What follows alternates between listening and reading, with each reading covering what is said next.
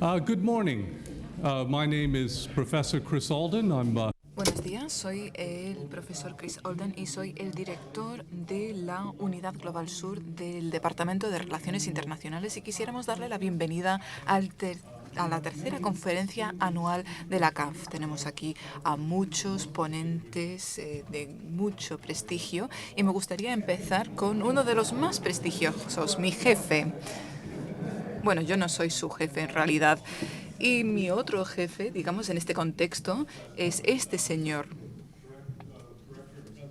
Bueno, este señor es el director y presidente del LSE, Craig Calhoun, y Enrique García, el presidente de CAF. Son dos personas que apoyan mucho este proceso y la organización de esta conferencia y gracias a ellos tenemos una variedad de ponentes muy interesantes y muchos asistentes en esta conferencia. Me voy a poner de pie, pero no me voy a acercar al podio. Muchas gracias por estar aquí. Bienvenidos a esta conferencia, la tercera conferencia de una serie de conferencias que ha patrocinado la CAF y ha organizado aquí en este lugar. Agradezco mucho la participación de las personas en este panel. Quisiera darle las gracias a Chris Alden, el organizador de parte de LSE, y también una fuerza intelectual, ya que ha presentado este tema del desarrollo en el sur global. También quisiera darle las gracias a Enrique García como presidente de CAF y también como compañero del London School of Economics, porque también es miembro de esta institución y es una persona que participa mucho en el trabajo que realizamos aquí en esta universidad. Él trae consigo una gran red de contactos, liderazgo y muchos conocimientos que son muy importantes en este procedimiento. Voy a empezar con algunos comentarios. En primer lugar, ha sido un año difícil. Hemos pensado en los temas que afectan el sur en su globalidad y ha sido un año lleno de retos. El año pasado debatimos el optimismo que podíamos tener en ese momento. Yo siempre pido el optimismo, pero creo que los que presentaban argumentos más pesimistas en realidad tenían argumentos muy fuertes. Había un vínculo entre las actividades económicas y el desarrollo y otras preocupaciones como la seguridad, el conflicto armado también le han dado forma a diferentes temas. La crisis migratoria también ha tenido un impacto grave. En Europa parece una crisis europea, que lo es porque daña la Unión Europea, pero al mismo tiempo es una crisis mundial y tenemos que mirar más allá de Europa cuando contemplamos este problema. La crisis ha afectado una serie de economías de diferentes formas.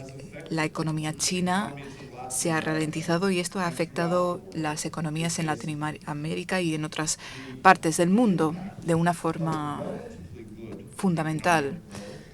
El impacto del crecimiento económico en Estados Unidos ha tenido ventajas e inconvenientes. Ha tenido un efecto positivo en algunas economías, pero también ha distorsionado otras economías y ha afectado a las economías a nivel local.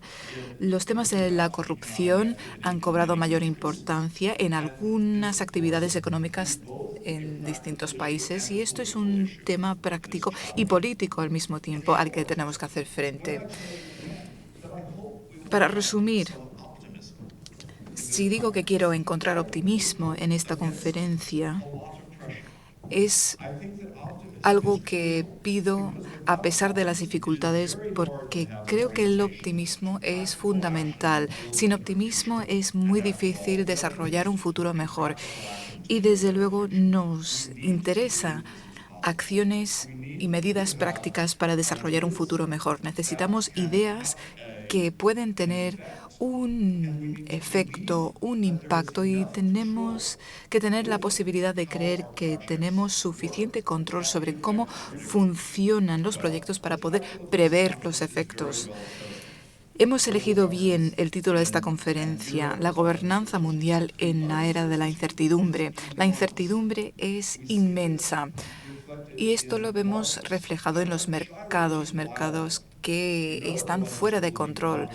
En London School of Economics estamos comprometidos al punto de vista de que los mercados son racionales, pero cuando fluctúan y suben un 4%, bajan un 4% y oscilan salvajemente, es muy difícil mantener esta creencia. Y esto no solo afecta a la bolsa, afecta a diferentes partes del mundo. Hay mucha volatilidad, mucha incertidumbre sobre cómo funcionan las cosas. Y creo que nuestra tarea es identificar las tendencias y los factores subyacentes detrás de esta volatilidad y esta acción que estamos viendo en la superficie, y buscar formas de desarrollar un mejor mundo, de tomar medidas a pesar de la incertidumbre. Y para hacer esto tenemos que darle mayor importancia a la gobernanza. Y los retos asociados con la gobernanza global, con las instituciones que no han sido tan fuertes o tan eficaces como nos hubiera gustado en gestionar estas crisis, se tiene que tener en cuenta. Entonces, el trabajo de esta conferencia y de los proyectos de la Unidad Global Sur que han liderado mis compañeros son muy importantes, porque sin una gobernanza global eficaz va a ser muy difícil tener suficiente estabilidad y suficiente integración para poder superar la incertidumbre y ver la dirección en la que se tiene que ir el desarrollo. Entonces, a pesar de haber tenido un año muy difícil, les pido que busquen optimismo, que piensen en cómo la gobernanza global pueda crear las condiciones de trabajo eficaces para tomar medidas, y que miren y contemplen las posibilidades, aunque no sean garantías de un futuro mejor. Muchas gracias por estar aquí y por participar en este evento.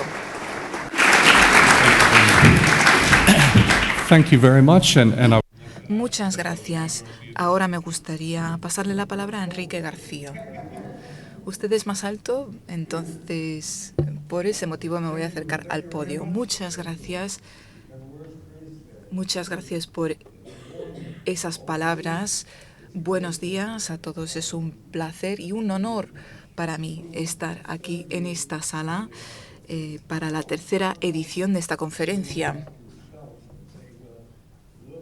A lo mejor se están preguntando qué está haciendo, qué pinta aquí un banco de desarrollo en una conferencia como esta, una conferencia sobre la gobernanza global. Pero yo creo firmemente en las instituciones como la que yo represento.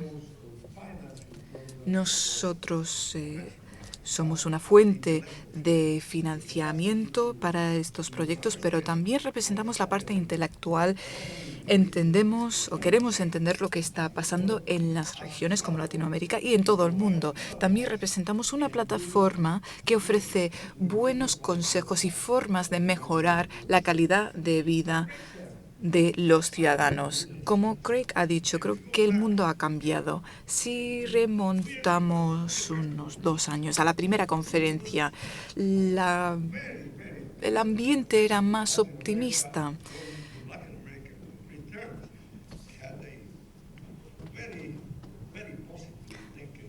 Latinoamérica tuvo una década muy positiva de crecimiento.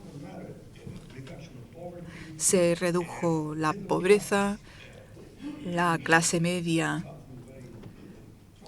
empezó a crecer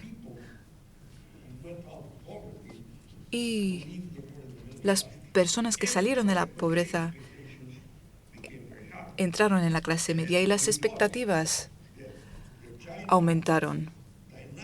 Pensamos que el rendimiento dinámico de China continuaría, pero de repente En los últimos 15 meses hemos visto que la situación está cambiando. Vemos que China está ajustando su situación y esto no se puede considerar una tragedia, es algo que hasta cierto punto se esperaba. Esto no nos debería de sorprender. Algunos de los elementos de esta situación nos sorprenden un poco, pero la política es bastante explícita porque los chinos están cambiando su modelo a uno de exportación, a uno más equilibrado, en el que la demanda interna va a tener un papel más importante. En ese contexto, no podemos esperar una tasa de crecimiento del 8 o el 9%, es normal. En Latinoamérica hemos tenido un impacto muy importante en los últimos años y después de varios años de un crecimiento muy positivo, estamos viendo que la región ha presentado un crecimiento ligeramente negativo y las previsiones para los próximos años no son muy positivas. El caso de Brasil y Argentina son también casos muy importantes, pero deberían sentirse pesimistas los latinoamericanos dada esta situación. Pues creo que deberíamos tener una perspectiva más equilibrada. Deberíamos considerar estas circunstancias como una oportunidad de implementar unas reformas estructurales sustanciales que no efectuamos en el momento en el que estábamos en una situación más positiva. Esto implica que las economías que necesitan ajustarse en términos macroeconómicos lo pueden hacer, pero tenemos que ir más allá, tenemos que poner más énfasis en una visión a largo plazo, en una transformación significativa, cambiar nuestro enfoque a uno más competitivo para fortalecer las instituciones, tener educación universal en el siglo XX y XXI y también poner más énfasis en la infraestructura. Y este es el reto al que nos enfrentamos. ¿Por qué entonces hemos elegido este tema junto con London School of Economics? Pues es porque pensamos que la gobernanza es fundamental y me alegro mucho ver que hayamos podido atraer a un público tan amplio, con personas con muchísima experiencia en instituciones internacionales en diferentes regiones y en el mundo en general. Y estoy seguro que nos van a presentar una plataforma para seguir pensando en el futuro. Y en el caso de ambas instituciones, tanto London School of Economics como el grupo que dirige Chris sobre el sur y en CAF, esto va a ser muy importante porque nos va a permitir seguir aconsejando a los países de la región y nos va a ayudar a entender la situación que existe en diferentes partes del mundo. Entonces, muchas gracias. Quiero darles la bienvenida y estoy seguro que hoy va a ser un día muy positivo y que el pesimismo que hemos visto en los últimos años poco a poco se va a transformar en optimismo cuando escuchemos las experiencias que se han vivido en otras partes del mundo. En el caso de Latinoamérica hace 30 años con la crisis de la deuda, tenemos aquí muchos actores importantes que lo vivieron, Enrique Iglesias, por ejemplo, y ese fue un momento muy difícil y lo que estamos viviendo ahora no se puede comparar con eso. Por lo tanto, deberíamos ser más optimistas. Muchas gracias y disfrutemos de este día tan positivo. Wonderful. So I want to thank Muchas gracias. Les doy las gracias una vez más y quiero recordarles que la colaboración que tenemos con CAF implica el apoyo, becas, trabajo de investigación, además de esta conferencia. Entonces, agradecemos mucho la colaboración y la participación de estas organizaciones y estos ponentes. Muchas gracias.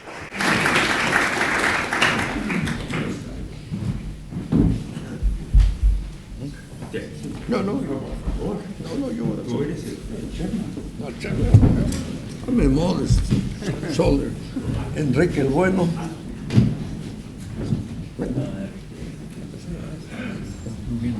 Huge in age.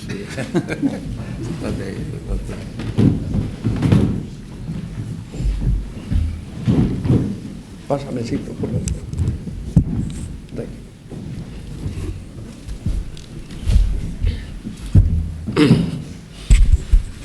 Well, thank you very much. Muchas gracias. Ahora ya empezamos de verdad. Y para mí es un placer poder presentar a este panel excelente. A mi derecha está el profesor Cam de Sus, que no es solo académico, sino que también tiene mucha experiencia en Francia como gobernador del Banco de Francia y también ha sido el director general del Fondo Monetario Internacional durante los años más complicados de la historia de esta institución. Él conoce muy bien estas instituciones, pero además nos ha ayudado mucho al aportar sus conocimientos a esta conferencia. A mi izquierda está mi compañero Celso Amorim, que siempre está a mi izquierda. Es importante tener siempre una persona a su derecha y a su izquierda. Y en el centro está Enrique. Celso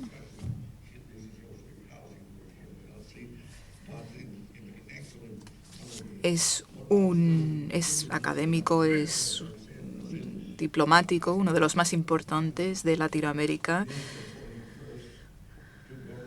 Es exministro de Relaciones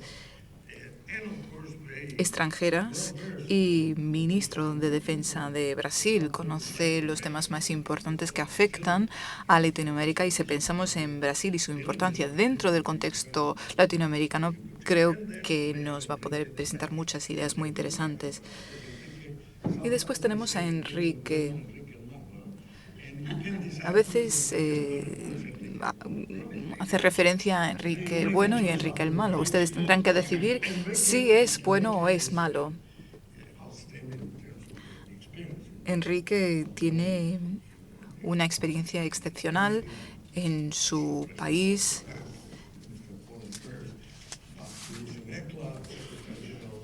También fue el secretario ejecutivo de CEPLA durante mucho tiempo, o CEPAL, perdón, y yo estuve trabajando con él, yo fui el tesorero y me recomendó para ser el director del Departamento Social y Económico en Bolivia porque quería quitarme de en medio.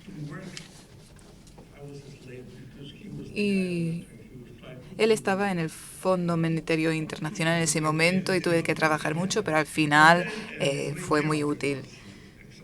Y después de esos años en el Banco Interamericano de Desarrollo,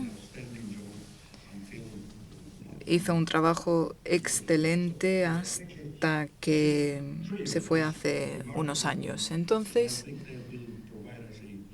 este trío es excelente y creo que nos van a presentar una perspectiva muy sólida.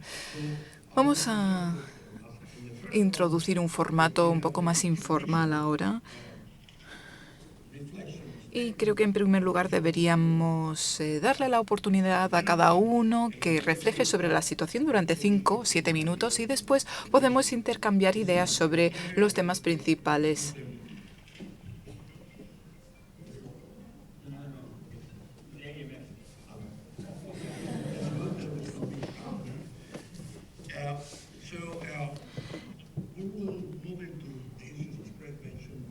Entonces, vamos a hablar de las incertidumbres, de temas relacionados con la gobernanza. Si consideramos la situación global en las instituciones, en el mundo, en las Naciones Unidas,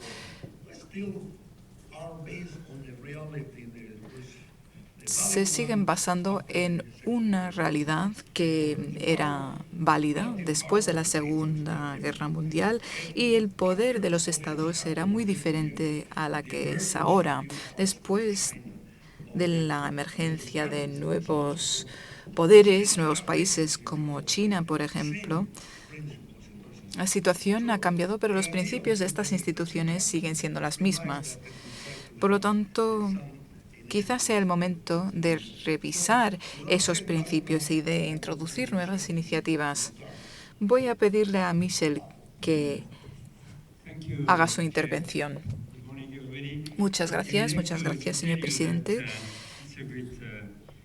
En primer lugar, es un honor para mí estar aquí en el London School of Economics y colaborar con los dos Enriques y Celso. Esto es una gran invitación y una gran oportunidad de compartir nuestra creatividad social, económica, institucional. Entonces, como me han pasado la palabra, debo de dar un buen ejemplo. Y en este caso estamos hablando de la incertidumbre, una era de incertidumbre que puede abarcar varias décadas. Yo aquí represento los bancos centrales y su trabajo se centra en un periodo corto, por lo tanto, yo no puedo darle una visión a largo plazo, pero quizás mis compañeros aquí del panel me pueden ayudar un poco, porque creo que ya hemos podido identificar algunas tendencias, megatendencias, como algunos compañeros ya han mencionado, que ya son visibles y que van a darle forma al futuro. Podríamos enumerar estas tendencias y estoy seguro que mis compañeros podrían añadir algo más. Tenemos megatendencias económicas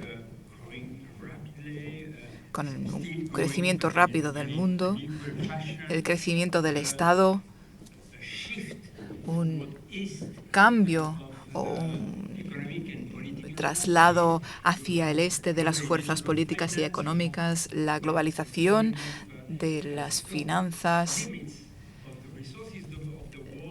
los recursos limitados que tenemos en países con un consumo elevado. Tenemos el progreso tecnológico significativo y el crecimiento enorme de la población con una distribución más igual. África va a pasar de 1.000 millones a 2.000 millones para el año 2050. También tenemos el envejecimiento de la población y esto ya es la parte social del panorama. También tenemos la emergencia de una clase media muy grande en el mundo, que se prevé que alcance el 85% para el año 2050. Y también tenemos la incertidumbre política de la que hablará Celso, me imagino.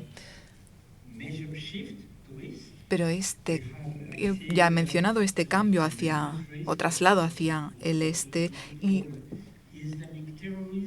el riesgo que supone el terrorismo islámico.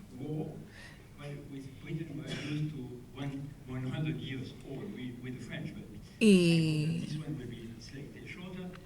las guerras, y espero que esta sea más corta. También existen tensiones internas a raíz de la desigualdad en el desarrollo, la diseminación nuclear. Son muchos aspectos que se pueden prever, pero la interacción de estos factores producen cierta incertidumbre. Y dado este panorama, tenemos que decidir qué tipo de gobernanza implementamos. Yo tengo algunas ideas y me gustaría hablar acerca del sistema monetario internacional. Enrique podrá hablar de cómo cambiar la ONU también. No sé si hablará de una ONU sin derecho a veto.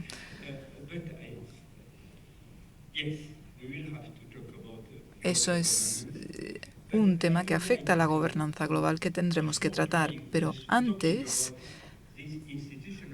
de hablar de estos cambios institucionales, me gustaría mencionar que si queremos que este nuevo panorama global sea eficaz, tenemos al mismo tiempo que responder a 3 aspectos que faltan. En primer lugar, una educación global, universal, para que el mundo sea consciente de lo que es ahora y lo que implica y lo que es la nueva ciudadanía. En segundo lugar, necesitamos un diálogo global sobre los valores. Y tenemos que desarrollar un consenso sobre los valores. En Europa nos gusta mucho el sistema actual que está basado en valores occidentales, pero deberíamos olvidarnos de este modelo de cara al futuro, porque se está desarrollando algo nuevo. Y también una dificultad adicional es que hay que reconocer que no vamos a poder desarrollar o conseguir un consenso basándonos en los valores si no movilizamos las fuerzas espirituales, si no lideramos o no tenemos la posibilidad de entrar en un diálogo entre diferentes creencias. Tenemos que convencer a los seguidores o los fieles a diferentes religiones que busquen la paz y que desarrollen algo en común.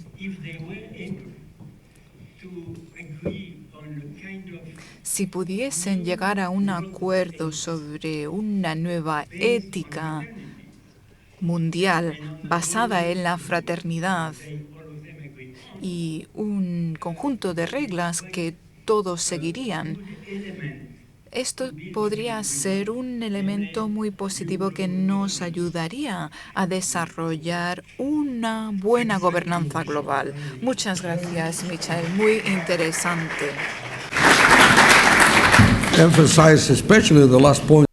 Y yo quisiera enfatizar especialmente el último elemento que usted mencionó, el comportamiento ético y los valores son cruciales en la gobernanza, pero vamos a volver a esto. Muchas gracias, Enrique. Me es muy grato estar acá en compañía de mi otro gran amigo acá a la izquierda, el otro Enrique, y con Michelle también. Rara vez llega uno a una mesa redonda donde uno quiere escuchar más que hablar, porque hay mucho que aprender. Yo voy a tratar de hablar en términos sencillos y directos y mencionar 2 o 3 elementos. A mí también llamó la atención el título, ¿no? La gobernanza mundial en una época de incertidumbre. Cuando yo me hice un diplomático ya senior, fue justo en una época de optimismo, fue a fines de la Guerra Fría, fue una época de multilateralismo y todo esto pues se lo llevó el viento. El multilateralismo se encuentra en un estado caótico. Las decisiones se toman en forma unilateral sin consultar con el Consejo de Seguridad de la ONU o, por ejemplo, a veces se abusa de la autoridad, como en el caso de Libia, cuando se consulta al Consejo de Seguridad. Y ustedes saben también que hubo las invasiones de Irak, por ejemplo, y los resultados de esa invasión fue pues un empeoramiento de la situación. Y yo voy a hablar de una cosa que no es el hijo de Enrique, porque quizás su nieto, y es la ronda de Doha y su fracaso, y es un fracaso de la OMC. Y ese fracaso también en parte ha generado esta época de incertidumbre y también de desilusión. Esos son los tiempos en los que vivimos. Ustedes conocen los esfuerzos de Roberto Acevedo, mi compatriota. Creo que tuvo mucho éxito, pero lo máximo que pudo lograr fue un paso pequeño. Nosotros estábamos tratando de construir una catedral gótica y a lo mejor eso fue un error. Y en vez tenemos una pequeña capillita que pues facilita el comercio y no es suficiente, eso no atiende en realidad a las necesidades de los países en vías de desarrollo. Y hubo un artículo reciente del señor Joseph Stiglitz que indica que todo esto nos lleva hacia el camino de la fragmentación y eso también tiene un impacto en la paz y la seguridad. Y esto también es un aspecto económico. Y también en cuanto al comercio se ve esta fragmentación. Y esto me parece una amenaza. Si yo lo veo desde la perspectiva sudamericana, la vemos claramente esta fragmentación. Y los dos, Enríquez y Michelle, también han hablado de esto. Porque la gente ahora distingue muy claramente entre Mercosur y la Alianza del Pacífico. Por otro lado, yo tengo mi propia opinión acerca de la Alianza del Pacífico. A mí me parece una creación mediática más que otra cosa. Y bueno, yo creo que es una forma de oponerse un poco al Mercosur y se ha generado este panorama un poco ficticio de los buenos y los malos. Que algunos creen en la intervención estatal y otros no, simplemente no, es verdad, es ficción.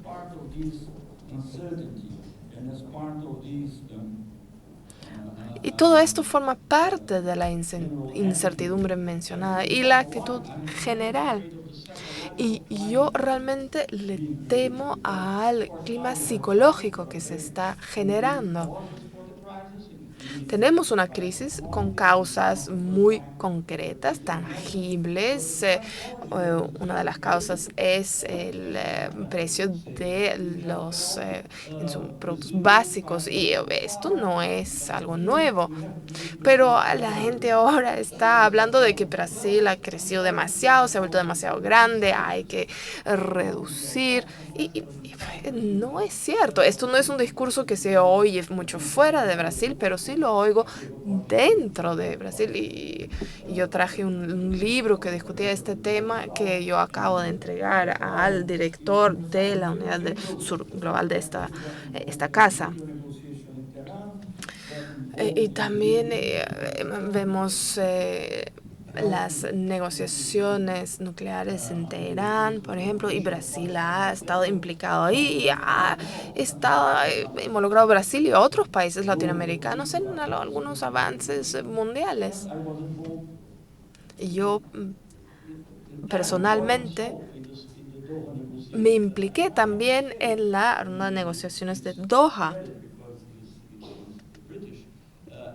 Me comprometí de lleno. Y fue una negociación muy dura. Y yo libré muchas batallas contra el señor Mandelson.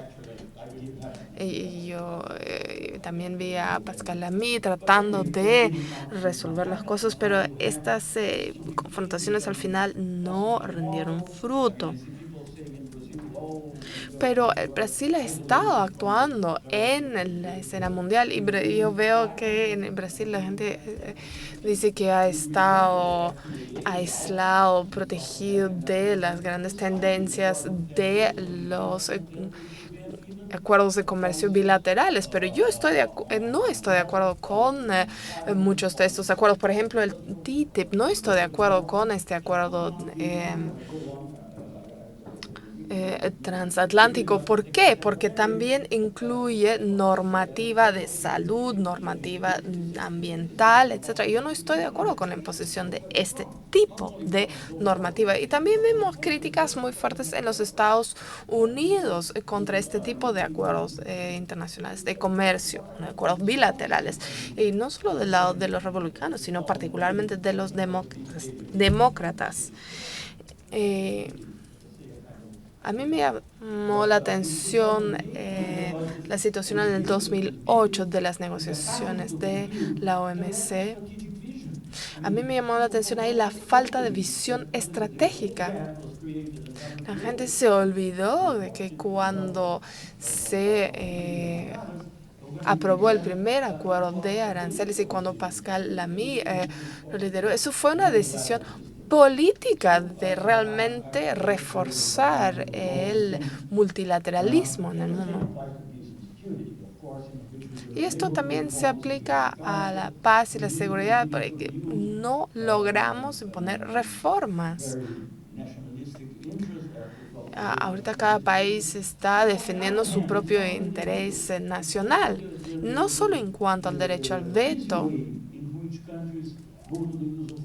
También lo vemos en la facilidad con la cual se recurre al uso de la fuerza militar. A veces la gente arguye que no hacer nada es peor que hacer algo. Pero cuando yo oigo estos argumentos, pues me nace ir a esconderme en un búnker porque yo pienso que algo muy malo va a suceder muy pronto.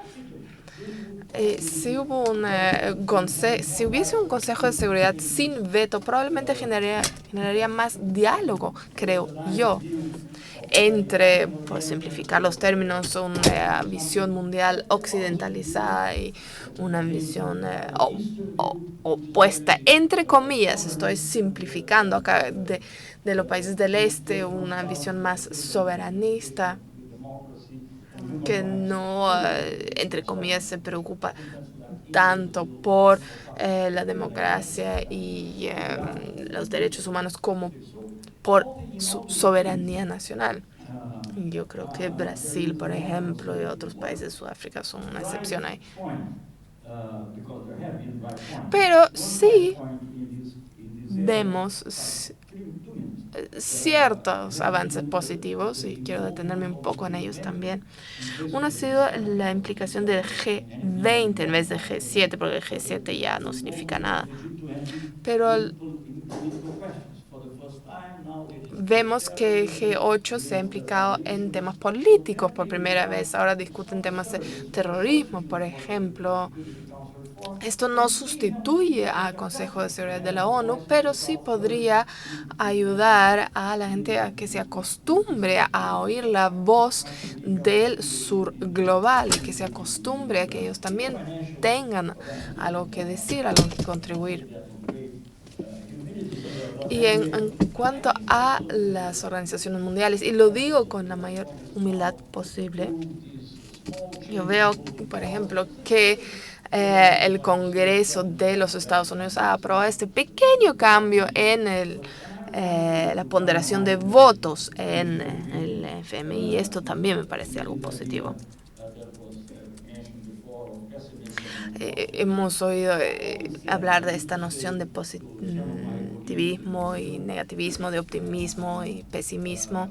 Y yo siempre le decía a mis colegas brasileños cuando eran muy pesimistas, bueno, yo les decía, bueno, el pesimismo siempre suena más inteligente. Entonces, siempre es mejor para un profesor, un catedrático, sonar pesimista, porque cuando uno es optimista, a uno se le acusa de ser ingenuo. Y eso es, ¿qué se solía decir de Brasil en los años 80? Yo sé que Michelle se va a acordar de esta época tan tumultuosa. Siempre se decía que fuera el FMI, fuera el Fondo Monetario. Y hubo intentos de sacar al presidente y todo eso, pero superamos esa época. Y ahorita estamos viviendo otra época difícil. Entonces yo soy pesimista a corto plazo, pero sí optimista a largo plazo. Y yo lo que quiero enfatizar es que no hay que abandonar los esfuerzos de implicación en la política internacional. Ahí es donde hay que reformar. Gracias. Well, thank you, Celso. Very, very Muchas gracias, Celso. Sumamente interesante todo lo que usted mencionó. Especialmente la mención de G20 y la involucración de América Latina. Ahí estamos colaborando, ahí también se ve fragmentación. Esa sería mi pregunta a raíz de esto. Pero todo esto le doy la palabra al otro Enrique. Very happy to be in this. Muchas gracias por la invitación a participar en este foro tan distinguido de pensamiento económico, social y político del mundo. Esta es una iniciativa excelente de CAF, de vincularse con centros de estudios superiores alrededor del mundo. Es una gran oportunidad de llevar a latinoamericanos a debatir estos temas tan cruciales en diferentes foros a lo largo y ancho del mundo. ¿Qué puedo decir?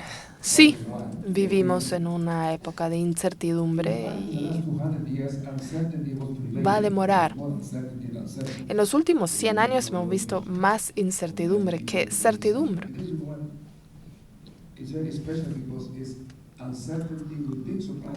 Pero esta época se distingue por las grandes sorpresas que vemos todos los días casi. Sorpresas en el ámbito político, económico y social. Entonces es una incertidumbre que nos hace pensar, pues, ¿hacia dónde vamos? Y nadie tiene la respuesta. Sí, creo en el optimismo histórico de que sí, la humanidad la va a lograr a la larga, pero el camino no es fácil. Y necesitamos instituciones que puedan enfrentar estos nuevos retos de la humanidad. Yo quisiera mencionar 5 áreas en las que yo personalmente, y esto no es una elección científica, sino es una apreciación personal, son 5 áreas que pueden ilustrar un poco esta incertidumbre. Primero, el binomio entre la tecnología y la globalización. Yo creo que por primera vez en la historia de la humanidad vemos que estos dos están avanzando a una tasa que supera lo esperado. Vemos una enorme revolución de tecnología, de globalización. Está cambiando cómo nos comunicamos, cómo vivimos. Está cambiando pues todas las relaciones políticas, hasta las relaciones interpersonales.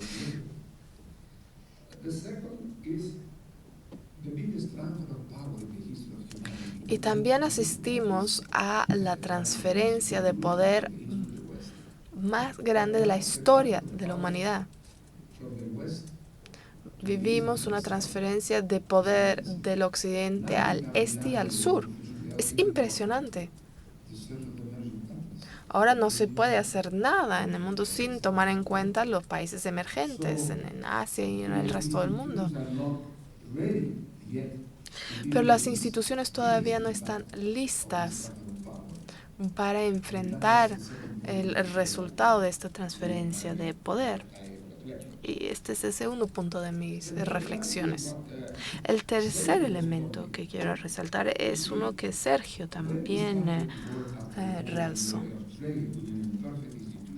Cuando empezamos a trabajar después de la guerra con una institución imperfecta en el comercio mundial, el GATT, todo lo que queríamos era un sistema multilateral que funcionara adecuadamente por todos. Y esto fue la filosofía que sirvió de base para la GATT. Y esto nos funcionó bastante bien hasta la ronda de Uruguay, pero esto se está fragmentando ahora. Ha funcionado bien durante 50 o 60 años, pero ahora se está deshaciendo. Ni siquiera se está atomizando.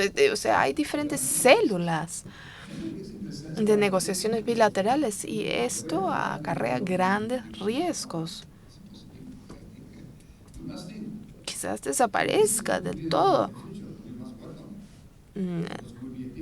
la OMC. Y si este es el futuro, pues hay que trabajar en él. Y hay que garantizar que tengamos un futuro justo y seguro.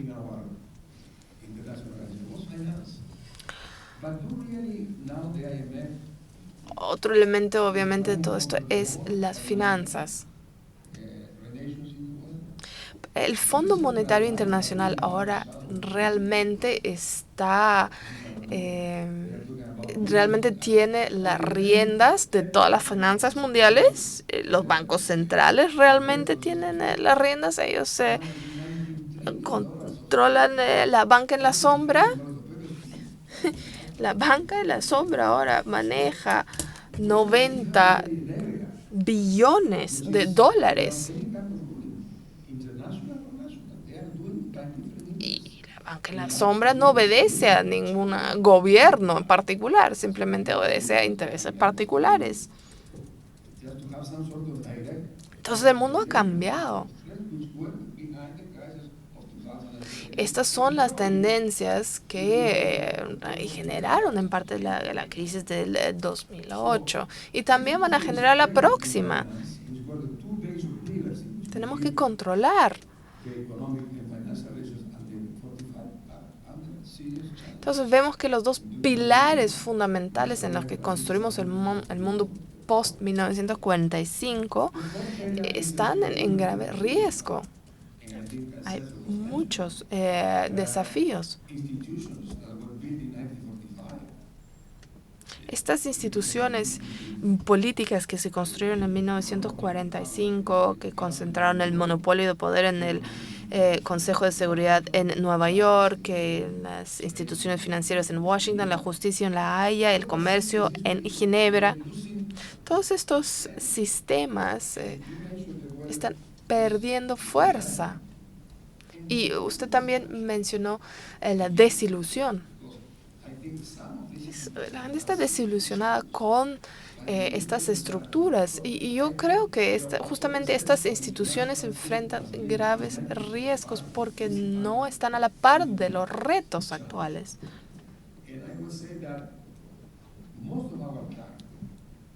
Yo creo que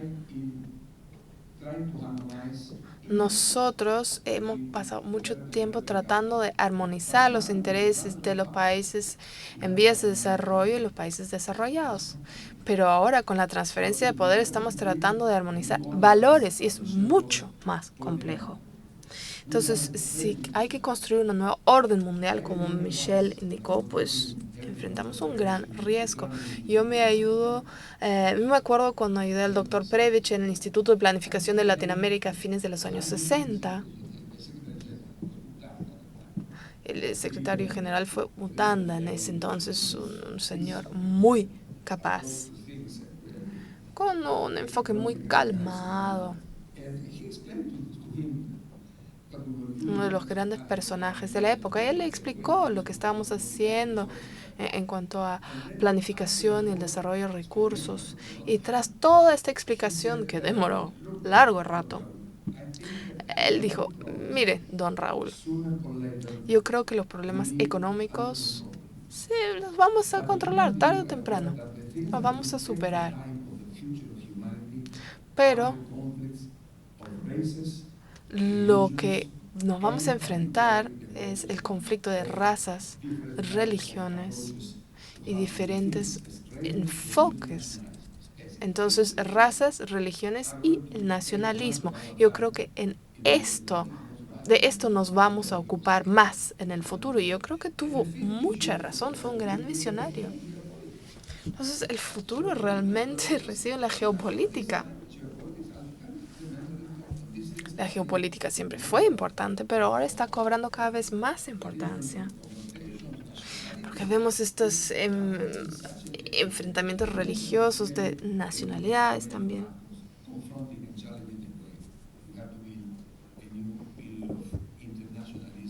Y estos son los factores del nueva época de internacionalismo. Esto es lo que hay que tomar en cuenta. Tenemos que tomar en cuenta este enfrentamiento de valores. Gracias. Well, thank you very much. I think that Muchas gracias. Yo creo que estas 3 introducciones fueron muy claras. Tengo un par de preguntas. Volvamos al Consejo de Seguridad de la ONU. Está claro que no refleja la estructura de poder del mundo. Pero ¿qué tan factible es cambiar las reglas del juego?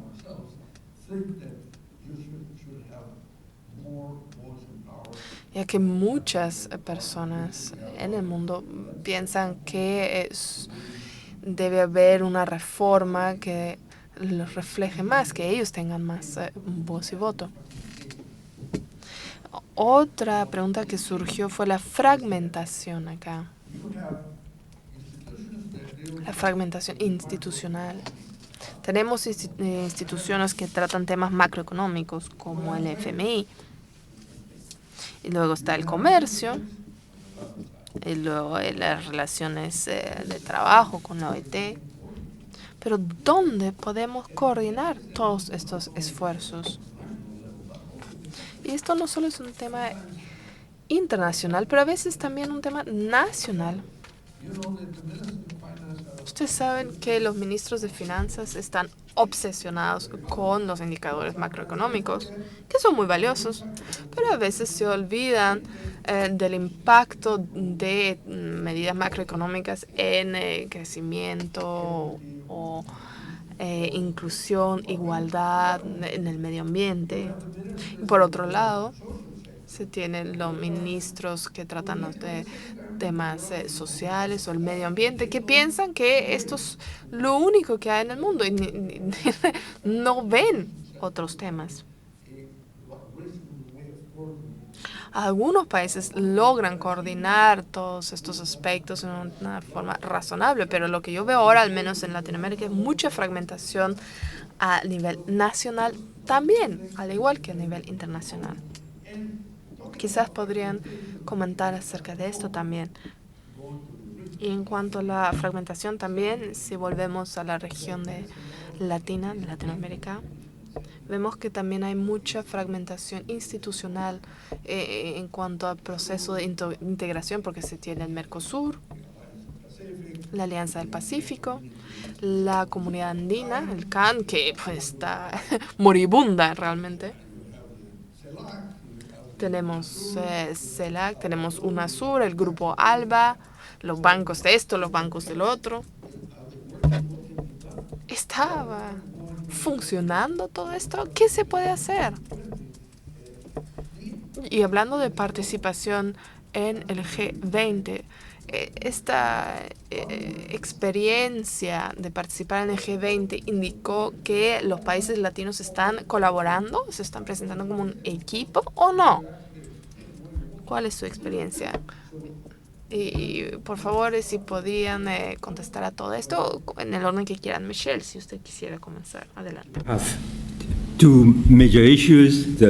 Tenemos dos temas principales aquí. El entorno del tema de la ONU y la reforma que se tiene que fortalecer para hacer frente a los retos del futuro. Y, por otra parte, la fragmentación de las instituciones económicas y sociales.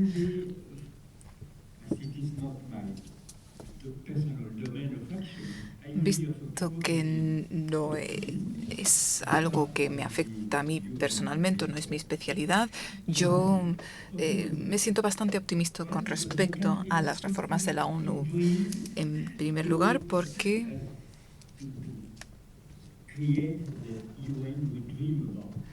creo que podemos crear la ONU de la que soñamos. Casi 80 años después de la conferencia de San Francisco, y en segundo lugar porque creo, y uno necesita cierto grado de optimismo para esto, creo que los países y los miembros del Consejo de Seguridad en particular de vez en cuando pueden ser inteligentes y sí, digo inteligente, y prefieren una institución eficiente y no una institución en la que tienen poderes pero no es eficaz. Y creo que usted podrá añadir algunos matices, pero creo que aquí hay algo que se puede seguir desarrollando si tomamos esa base como punto de partida. En cuanto a la parte financiera y económica, creo que necesitamos una institución que coordine todos los esfuerzos. Tenemos el G20, que hace parte de este trabajo, y yo estaba presente cuando se estableció en unas circunstancias bastante peculiares. Después, la crisis le dio una nueva legitimidad, pero no es legítimo, ese es el problema. Si tomamos toda la complejidad relacionada con la afiliación, tiene 40 países representados, pero en la ONU hay 205 países representados. Entonces, para que funcionen bien estas instituciones globales y para que regulen este universo extremadamente complicado, necesitamos cambiar la afiliación y la constitución de estas instituciones. Quizás la experiencia que hemos tenido en la ONU podría tener cierta influencia, este sistema rotativo, pero si no cambiamos la composición del G20, no vamos a poder transformarlo.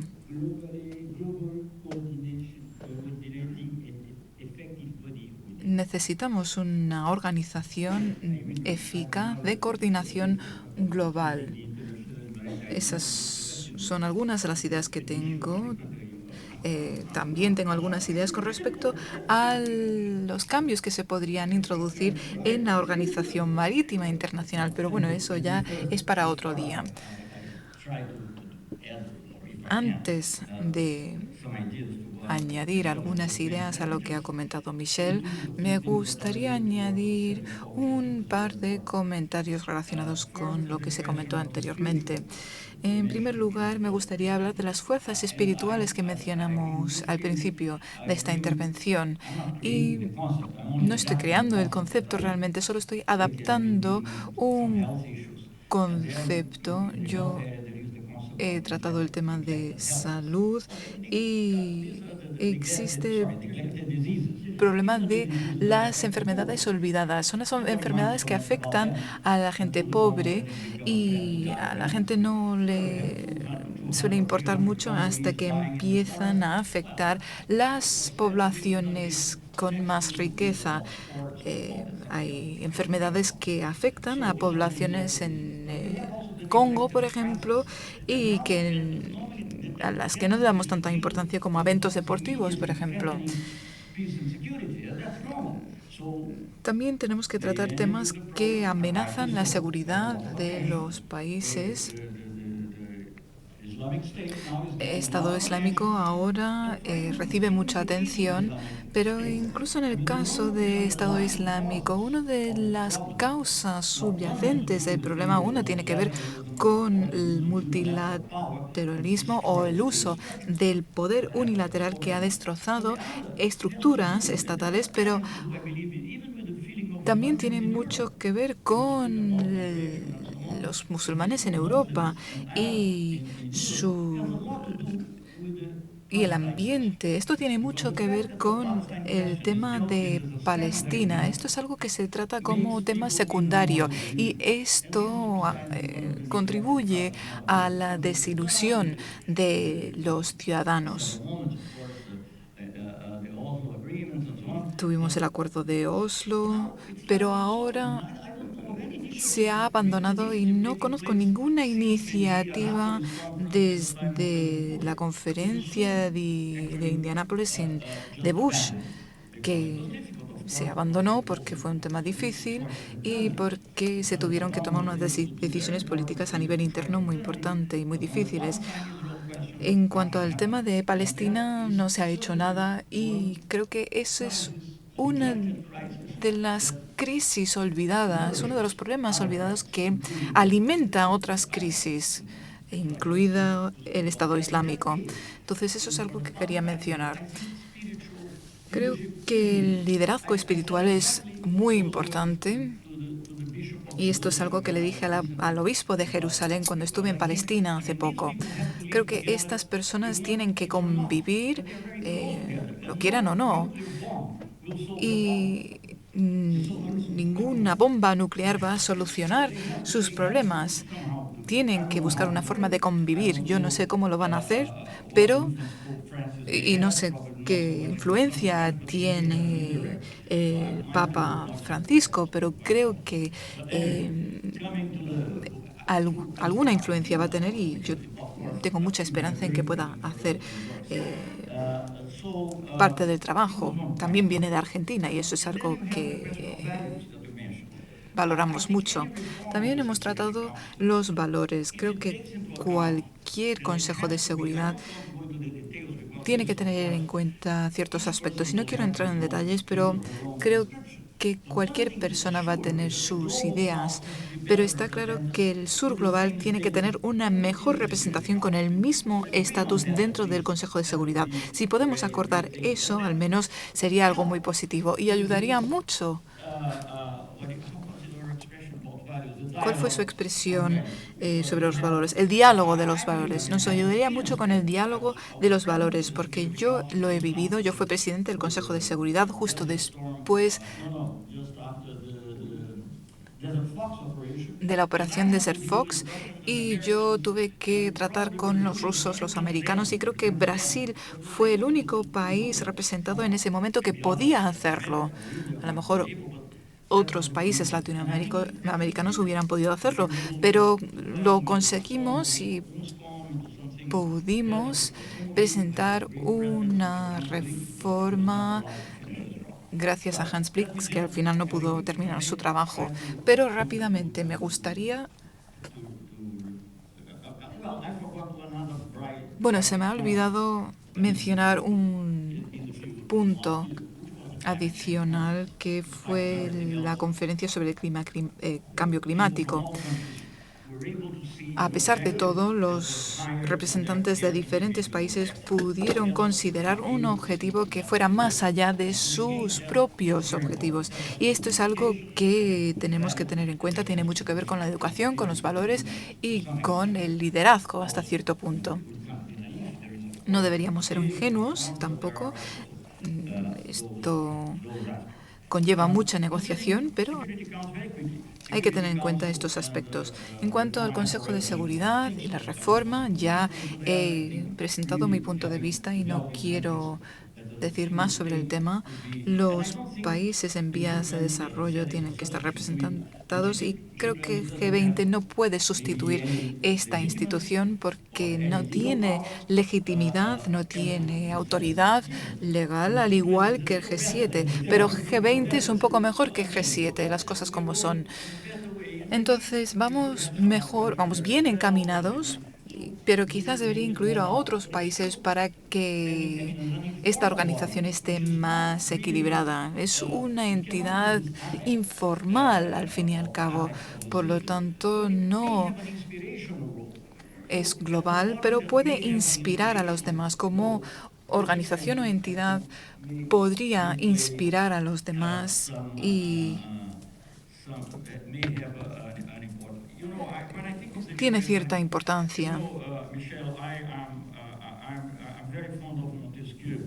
A mí me gusta mucho Montesquieu, que habla del equilibrio de poder, pero no en el sentido formal de lo legislativo y judiciario, sino en cuanto al equilibrio de fuerzas que existen en la sociedad, que también forma parte de su explicación. Y por eso creo que el G20 hasta cierto punto tiene algo que no tiene el G7. Entonces creo que es un buen comienzo, pero no tiene la legitimidad que necesita. Y nunca lo tendrá, pero puede inspirar a los demás, puede ser una fuente de inspiración podría afectar el sistema de la ONU. Yo soy bastante escéptico con respecto a la creación de una entidad global que podría tratar temas económicos. ECOSOC podría haber sido esos temas, pero en realidad solo trata temas como elecciones y programas de financiación. Creo que la culpa, en gran medida, es de las otras entidades, porque yo estoy seguro que si el director general del Banco Mundial o del Fondo Monetario Internacional fuera ECOSOC, se convertiría en un foro muy importante porque los ministros de finanzas de los países implicados también estarían presentes. Entonces es difícil encontrar un punto de partida y creo que ya he hablado demasiado. Yo creo que estoy de acuerdo con lo que Michel y Celso ya han comentado, porque yo creo firmemente en la ONU. Cuando yo era adolescente, la ONU tuvo un impacto muy importante. Contemplábamos el futuro con mucho optimismo y lo veíamos como una entidad que podría gestionar los problemas del mundo. Entonces yo creo firmemente en la ONU.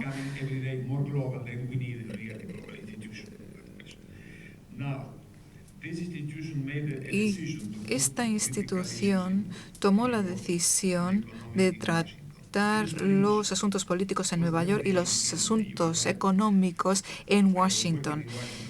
Yo estuve trabajando en Washington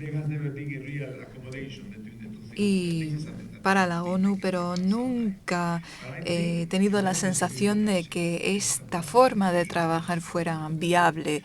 Ha hablado usted de la consolidación y me parece que ECOSOC podría consolidar este tema siempre y cuando participaran todos los actores principales en temas económicos. Tenemos que revisar el Consejo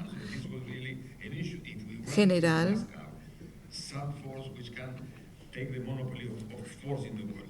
porque actualmente hay un monopolio de poder en el mundo.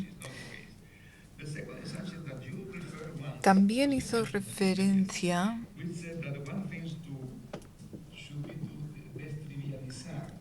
a la trivialización del Consejo de Seguridad. Según las resoluciones, aprobamos el rechazo de una carta a Israel, pero en realidad estas entidades tienen que existir para temas más importantes. Yo creo que tenemos aquí mucho trabajo que hacer. Es importante armonizar estas entidades porque si no vamos a tener que hacer frente a muchos retos en el futuro. Desde el punto de vista económico, creo que desde Washington no estamos gestionando todo lo que está ocurriendo en el panorama financiero en el mundo y por lo tanto representa otro gran desafío a tener en cuenta. También el comercio es un problema muy grave porque si consideramos lo que ha ocurrido en los últimos años, esta bajada del 7 al 2%, y estamos viendo ahora también el colapso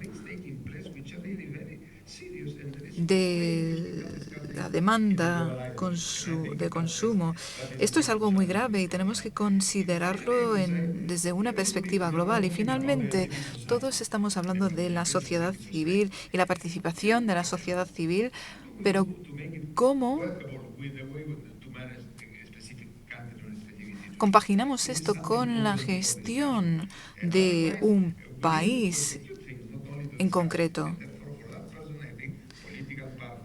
Por lo tanto, creo que los partidos políticos tienen un papel muy importante que jugar para poder hacer esto. Tenemos que controlar determinadas acciones y necesitamos partidos políticos representados en las instituciones. Desafortunadamente se nos está acabando el tiempo en esta sesión, pero aún así tenemos más tiempo a lo largo del día para tratar estos temas. A mí me gustaría ahora sacar algunas conclusiones y preguntar cómo podemos tener una institución pequeña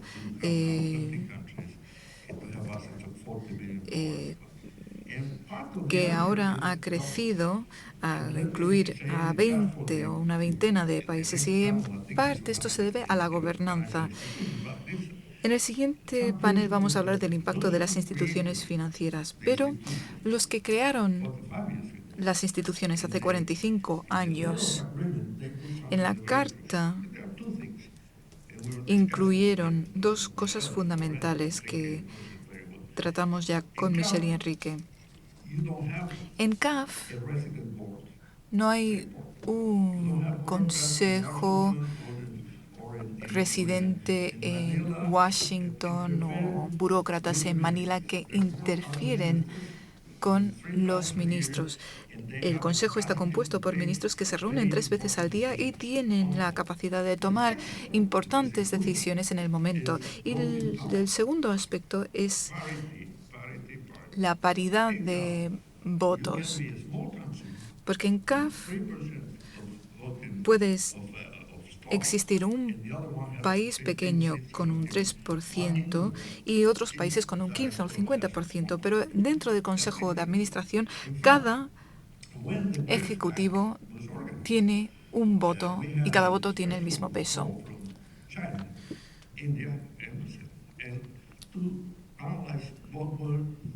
China,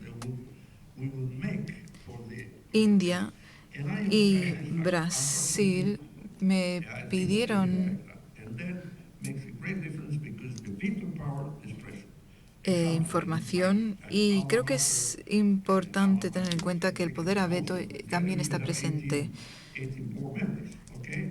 En otras organizaciones hay 15 miembros del Consejo y en ese caso 15 están de acuerdo y 3 no están de acuerdo, pero uno de los 3 puede tener un 50% de representación o de poder y entonces tiene derecho a veto. En mi organización todos los votos tienen el mismo peso y yo no sé si esto es un modelo que se podría extrapolar a otras instituciones. Yo También entiendo las preocupaciones relacionadas con la fragmentación y creo que todos mencionaron los principios, los valores, las fuerzas espirituales. Son elementos fundamentales que normalmente no están presentes en este tipo de conferencia. Creo que el Papa Francisco está trabajando mucho en este tema de resolución de conflictos y está haciendo un trabajo excelente. Si tratamos el tema de la reforma del Consejo de Seguridad, a diferencia de lo que ocurrió en 1945, cuando se quiso establecer un poder más equilibrado, ahora lo que queremos es unos poderes equilibrados, pero además unas visiones mundiales equilibradas, o un equilibrio de visiones mundiales o perspectivas mundiales. Posiblemente haya estudiantes aquí y está claro que su generación va a tener que hacer frente a un reto importantísimo.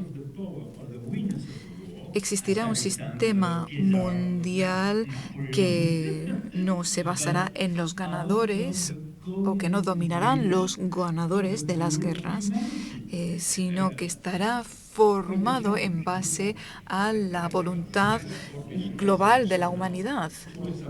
Yo apoyo 100% lo que ha dicho Michelle. Muchas gracias.